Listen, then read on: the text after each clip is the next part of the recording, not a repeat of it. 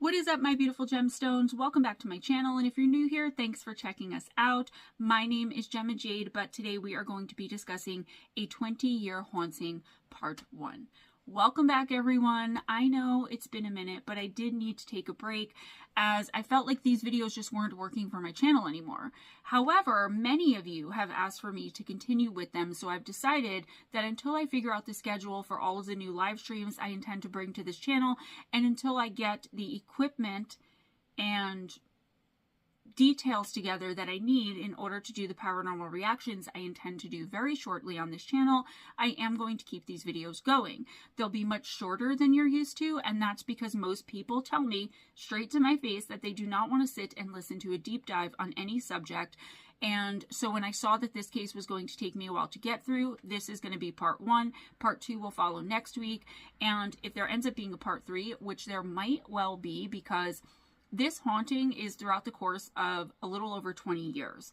And it goes from very, very benign, as we'll see in this part 1, to petrifying. And that might take 2 or 3 weeks for us to go through, but stick with me. You guys asked for this, so here we are. There will be new pre-recorded uploads every Monday at 11 a.m. Eastern Time, as there have been for years. This story has an actual name, and it's called Number 333 because the number of the home that we're here to discuss today is number 333.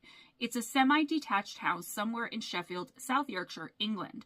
The man who bought the property in the mid-2000s is named William C. Grave, and once he moved in, he experienced and witnessed some of the most frightening, terrifying, and absolutely harrowing paranormal hauntings that are currently on the record anywhere in the world. He went on to document his encounters in his book called The Lady in the Bay Window, a true story of a haunted Sheffield home. To the best of my knowledge as well, the home is still haunted, and the incidents are still going on to this very day. So let's jump right in. In 2004, William Grave was 19 years old and lived with his family in a home in Sheffield, and he said this allowed him to, quote, live a more comfortable life, end quote. He was a salesperson at a local car dealership and made really good money while he was employed there. Because he lived at home with his parents, he was able to basically save everything he earned, and before long, he had quite a hefty sum of money in his bank account.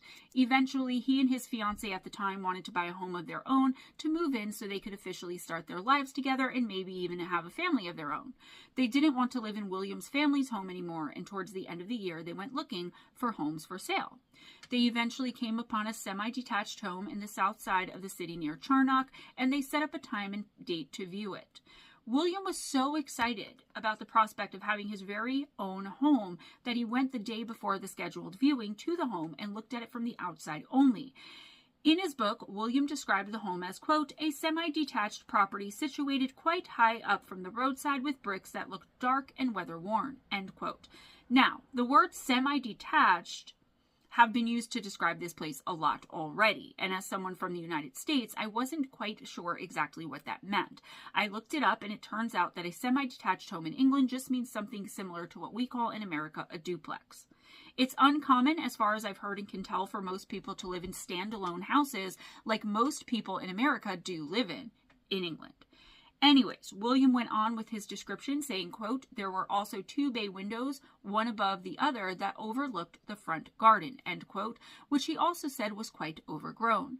Regardless of how some of the building came off aesthetically, William came away from the house impressed and excited about the prospect of moving into it. He and his fiancée viewed the home, the inside, and the property the following day and decided to put an offer in on this house. The offer was very quickly accepted, but the couple would have to wait about 2 weeks before they can get the keys and move their things in. About a week after he and his fiancée finalized everything and were just waiting for the keys, William was on his way to a Christmas bowling event for work with his friend Craig, and he decided to drive past the property to show his friend the home he'd proudly just purchased. After all, he was only 19 years old, and that's a big accomplishment for someone his age by anyone's standards, I think. As the men were driving past the house, Craig leaned out the window in order to get a better look at it.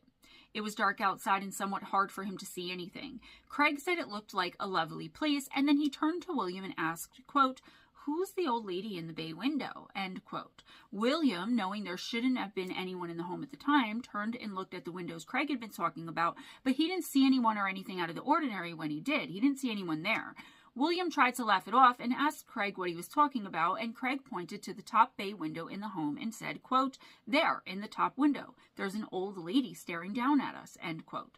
William looked again, but still didn't see anyone. William could see that his friend wasn't playing some sort of strange joke on him, and he reiterated that they were looking at house number 333, just to be sure he and Craig were looking at the same place in the right house.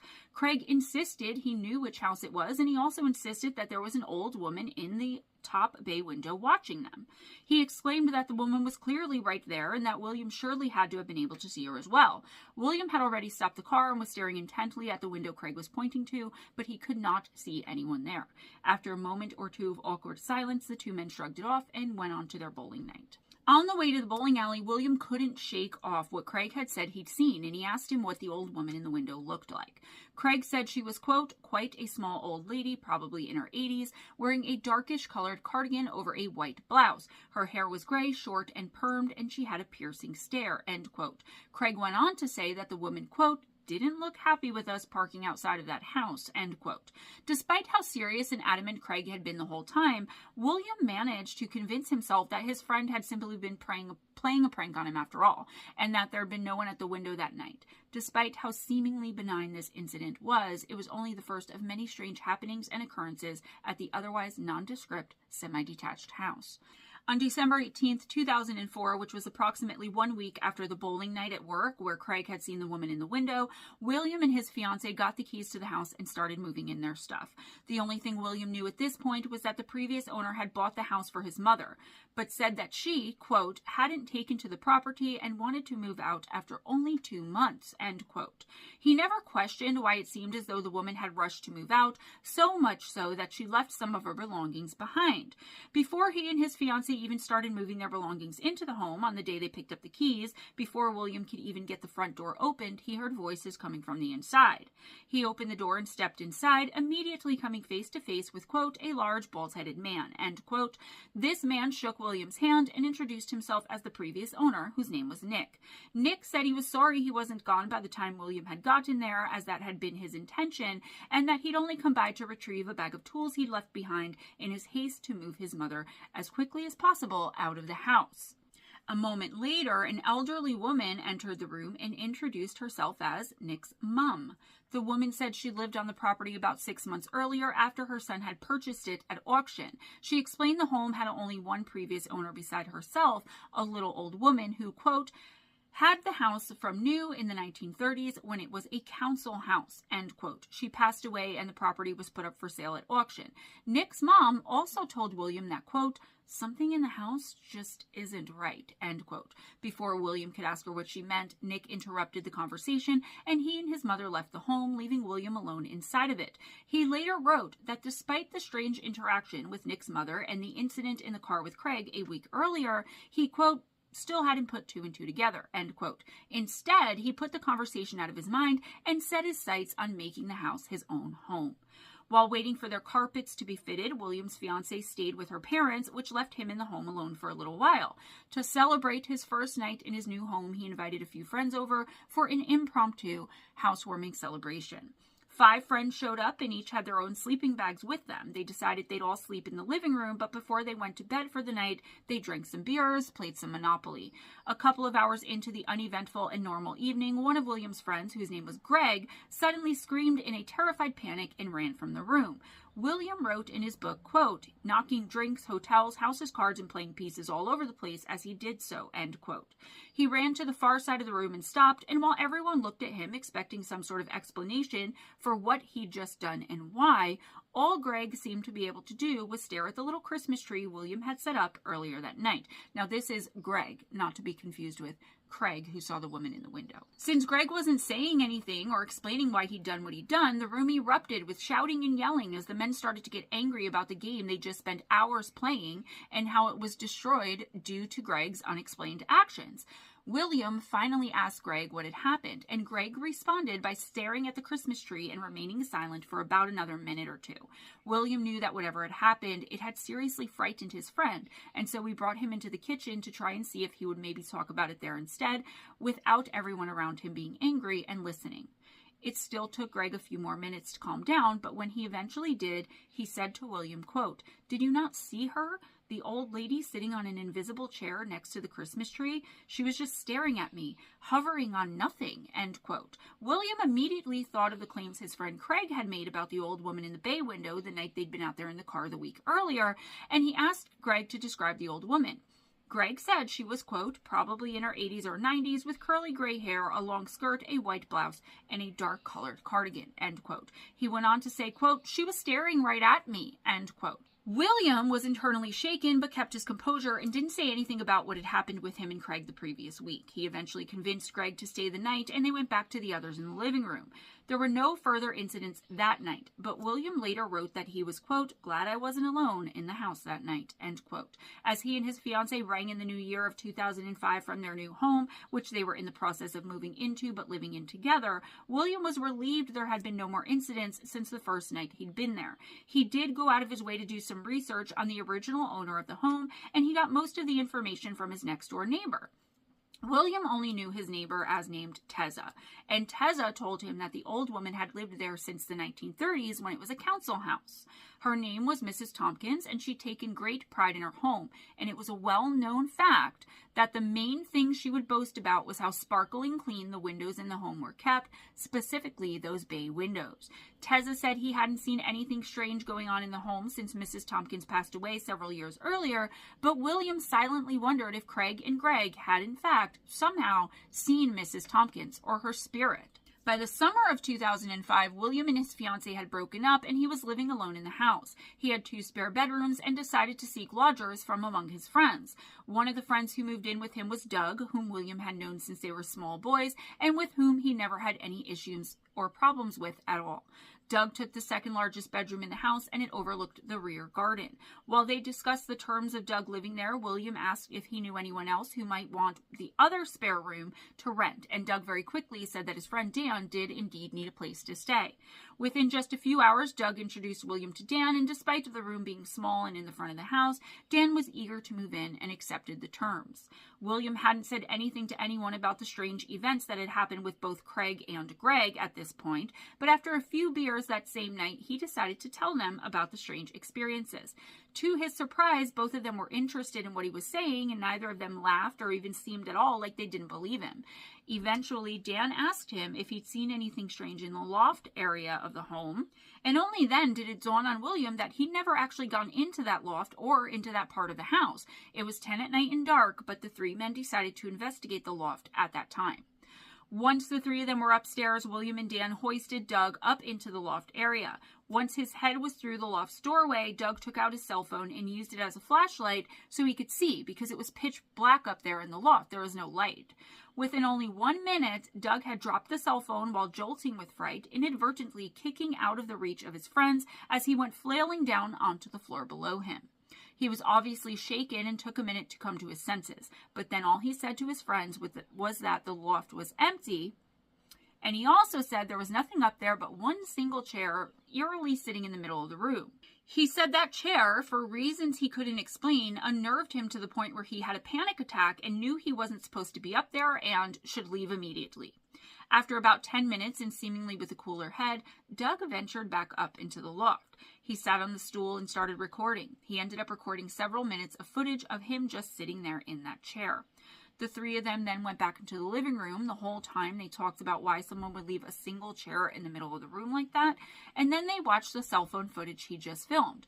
They didn't see anything out of the ordinary in it. However, a couple of weeks later, a mutual friend of the 3 of them watched the same footage Doug had taken in the loft that night, and this person said they saw several orbs of light strangely moving all around the loft area. The friend went on to explain that orbs are known to be the signs of a spirit or presence beginning to manifest, or at the very least, beginning to try to. Over the course of the next few years, the 3 housemates experienced strange phenomena, but nothing overly terrifying. They would often hear heavy footsteps coming from all over the house, and they would occasionally see, quote, a shadowy figure, end quote, out of the corner of their eyes. William will later say that at this point in time, anyone who came into the house experienced some sort of seemingly benign, but still very paranormal activity. During these years, William was working 70 to 80 hours a week, and because of this would spend his weekends blowing off steam with Doug and Dan, usually with them eating takeout and drinking beers. One weekend in particular, though, the activity was much stranger than it had ever been before. It was a Saturday, and there was a big Manchester Derby football, meaning soccer, match between Manchester United and Manchester City being shown on the TV. Kickoff was at 5:30, and the three housemates, along with two of their mutual friends named Ben and Brad, all were at the house drinking beers and watching the match together. A third friend, whom everyone else called Bungle, joined them to watch what was left of the match later on in the evening. All six of the friends were having a great time and letting loose, loudly talking and yucking it up. However, something very strange would happen that would alter the course of the evening for all of them. William and two others were sitting on the sofa in front of the TV when suddenly and out of nowhere, the sofa lifted on William's side as though a pair of invisible hands were lifting it up. After about a minute, whatever force was holding it up let it go, and the couch went crashing back down onto the living room floor with a sudden bang. All six of the young men were shocked and stood silent, and the only sound was coming from the match on the television, which indifferently kept going on and on. William suddenly blurted out, "What the hell was that?" From the other side of the room, a nervous and obviously very shaken Brad said he had in fact seen what had happened. He said the couch had, quote, lifted a good 5 inches into the air at one end and then fell back to the floor, end quote. Brad was so scared and unsettled by what he'd seen that he said goodbye, left the house, and never went back again. Everyone else stayed to watch the rest of the match, but the atmosphere of the house had changed and everyone was scared and on edge. William later wrote in his book that whatever was happening at House 333, it, quote, wasn't normal, end quote. By early 2008, Doug and Dan had both moved out, though they insist it had nothing to do with the sporadic paranormal activity going on in the house. Once again, William was living alone in the house, and paying all of the bills by himself was starting to put a big strain on his finances.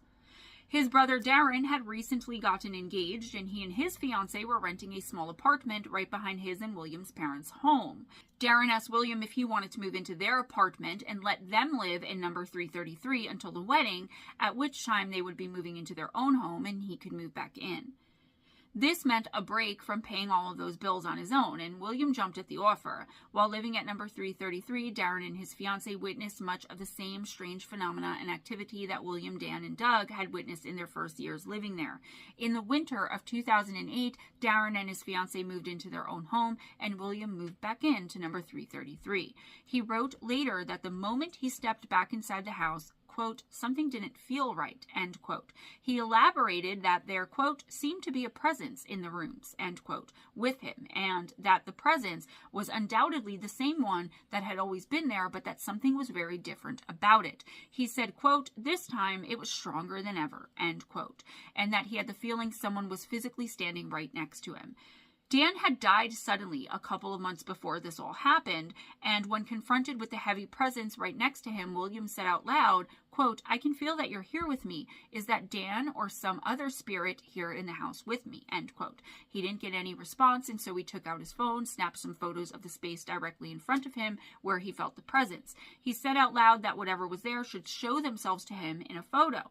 He turned to face the television, which was off at the time, and snapped some more pictures. He looked at the photos, and when he saw the second one, he was stunned at what he was seeing. William had inadvertently captured his reflection in the photos, and he zoomed in until he couldn't zoom in anymore, and the previously blurry image became crystal clear to him.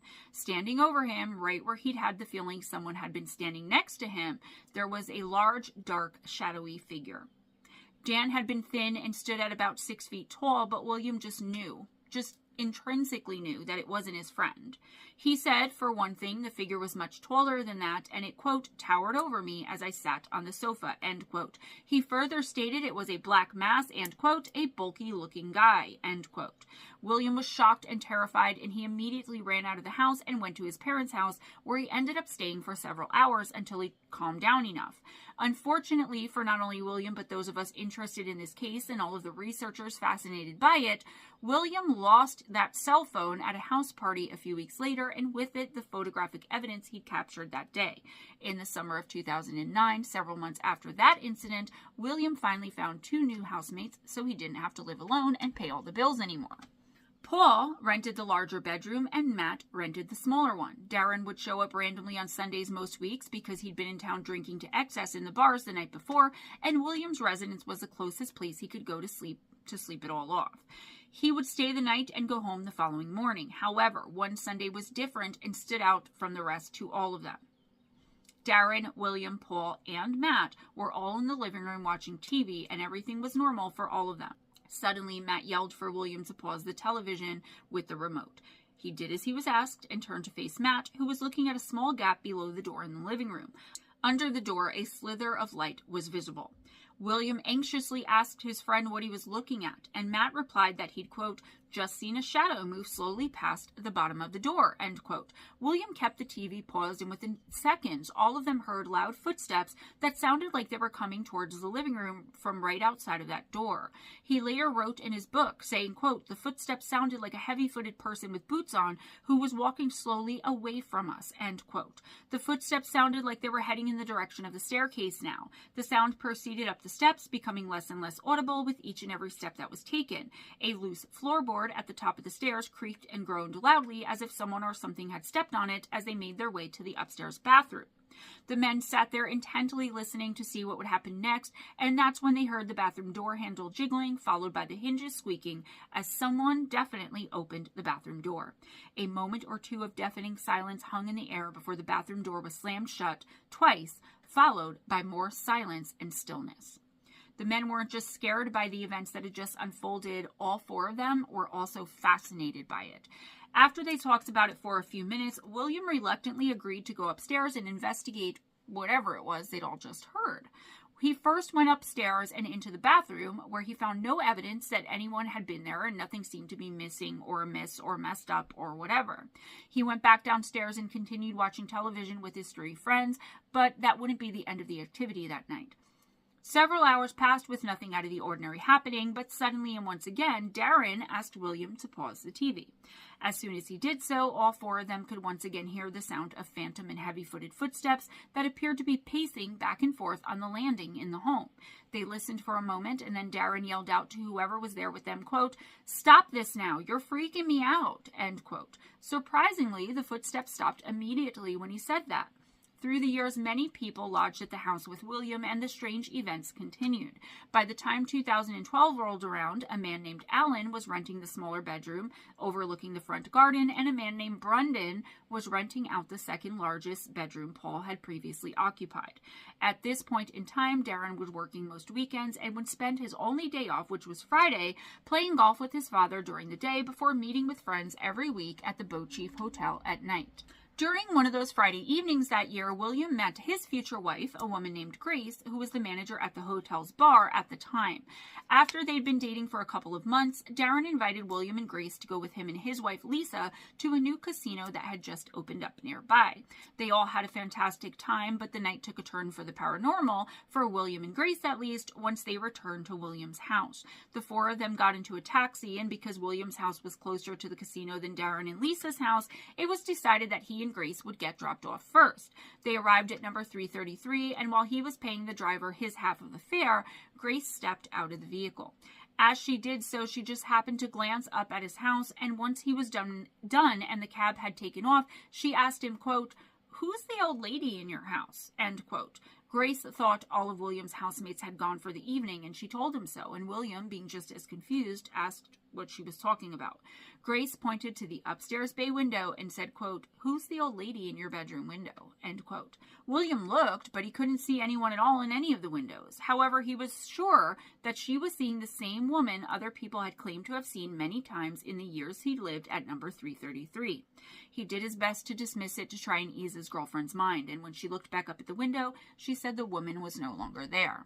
Once they were inside, William, who was excited but trying to hide it, casually asked Grace what the old woman she'd seen had looked like. Grace answered him and said, quote, she looked quite old with a short gray perm in her hair, and she was wearing a cardigan, end quote. Grace also explained that the woman, quote, had her arms stretched out like she was leaning on the windowsill, end quote.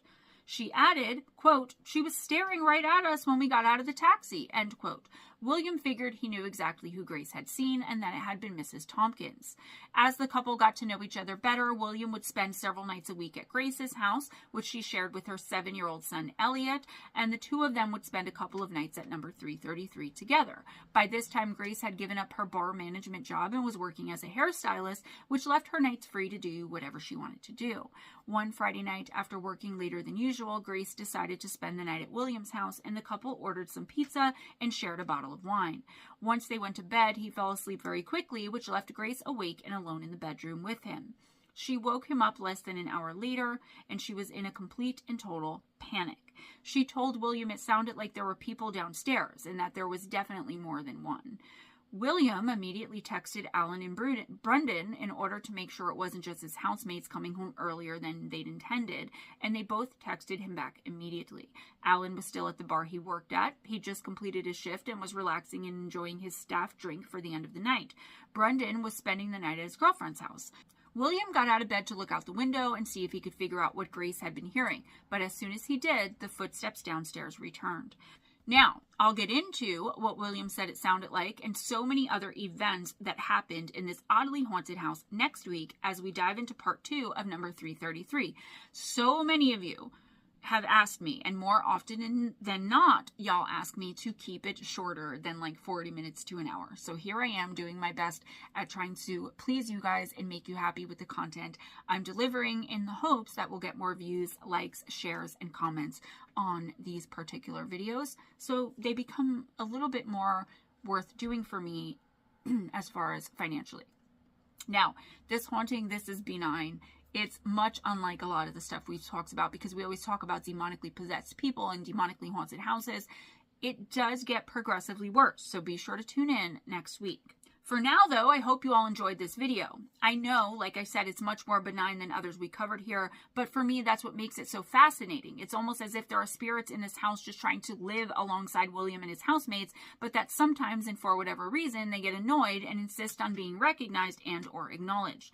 Let me know what you all think in the comments below, please, and I'll pick up right where we left off next week. For now, though, that's all I have for you today, guys. Please give this video a big thumbs up if you enjoyed the content, if you enjoyed hanging out with me. Please spread the love by sharing this video. Subscribe if you haven't already. Make sure your notification bell is turned on and switch to all notifications so you get notified every single time I post anything, do a live stream. Support the YouTube shorts, please. They are basically everything for my channel right now, everything I'm bringing in. My newest book, Encounters with Evil, Volume 2, is available on Amazon, Kindle, paperback, and Audible. All right, so if you've been awaiting that, if you want an autographed copy of any of my books, including the newest one, please email me at GemmaJadeParanormal@gmail.com, and that's for any and all correspondence, and please do so before you make the purchase. You can find my entire book collection, there's 14 of them now, by going to Amazon and typing in Gemma Jade Books, with the newest book being Encounters with Evil, Volume 2. I'm also on Instagram, Snapchat, TikTok, and Facebook, but I'm doing all kinds of different things on each platform until I really find my groove. I'm still exploring after all of these years of doing the same thing and feeling like I could be a lot more successful if I just do a little bit more in different areas. If you want to support me in any way possible, follow me, TikTok, Instagram. I don't post much on Snapchat, but I am getting in the hang of and the gist of different social media platforms. I'm also over on X, but I post like once a month over there. I am trying to get myself on Rumble. I'm trying to do so much behind the scenes, guys, which is why I needed to take that little bit of time off. Please support the YouTube shorts. Go to TikTok if you're willing. I could really use the followers over there because you have to have 10,000 followers before you can monetize. Also, I'm going to be doing mediumship and oracle live streams over there. So if you've, always wanted to see what that was about or always wanted to see me do my thing with that, you're going to have to be on TikTok in order to see that. I'm always going to do live intuitive oracle on Friday nights right here on YouTube like I always do. And please check us out.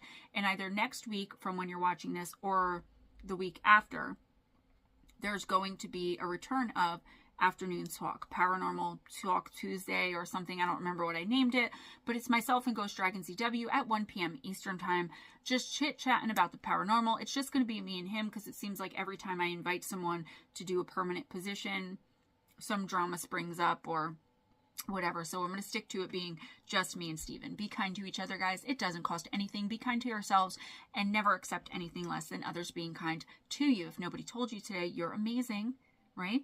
You can do anything that you want to do. I am are the two most important words you can put before anything in your life to make your destiny happen and your dreams come true. I believe in you. I got your back. Always go in grace, smile at a stranger, and I'll see you guys next time. Bye.